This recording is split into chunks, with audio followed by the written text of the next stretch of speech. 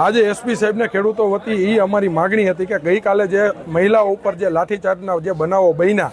જ્યારે ખેડૂત પોતાના હક માટે થઈ અને કંપની એક પણ રૂપિયો વળતર આપ્યા વગર ખેડૂતના ખેતરની અંદર પોલીસ પ્રોટેક્શન સામે જ્યારે થાંભલા નાખવા માટે પહોંચી જતી હોય છે, ત્યારે ખેડૂત પણ પોતાના બાપદાદાના ખેતરની અંદર એ કામ અટકાવવા માટે થઈને જતો હોય છે. તો આવું જ્યારે કાંઈ પણ બને ત્યારે પોલીસ પણ કાયદો વ્યવસ્થાના ભાગરૂપે કંપની અને ખેડૂતને જે સંઘર્ષ ન થાય માત્ર એનું કામ કરે, કાયદો વ્યવસ્થા જાળવવા માટેનું કામ કરે, નહીં કે કોઈ ઉપર દમન ગુજારે. આજ અમારી જે એસપી સાહેબ પાસે જે માગણી હતી ખેડૂતના દીકરા તરીકે અમારી એ માગણી હતી કે કોઈ પણ ખેડૂતનો દીકરો હોય, ખેડૂતની મા બેન હોય, કોઈ પણ ખેડૂતની દીકરી હોય, એમના ઉપર કોઈ પણ જાતનું લાઠીચાર્જનું દમન આવનારા સમયની અંદર ન થાય એવી અમને તમે બાંહેધરી આપો. અને ત્યારે તંત્ર તરફથી એક એવી બાંહેધરી આપવામાં આવી છે કે બને ત્યાં સુધી ખેડૂતોને પણ આગેવાનના નાતે અમે સમજાવવાના પ્રયાસો કરીશું કે આ જે લડાઈ છે એ કોઈ ડાયરેક્ટ પોલીસ પ્રશાસન સામેની લડાઈ નથી. આ લડાઈ જે છે એ આપણી લડાઈ માત્ર કંપનીઓ સામેની, જે કંપનીઓ થાંભલા નાખવા માટે આવી રહી છે, કંપનીઓ સામેની લડાઈ છે.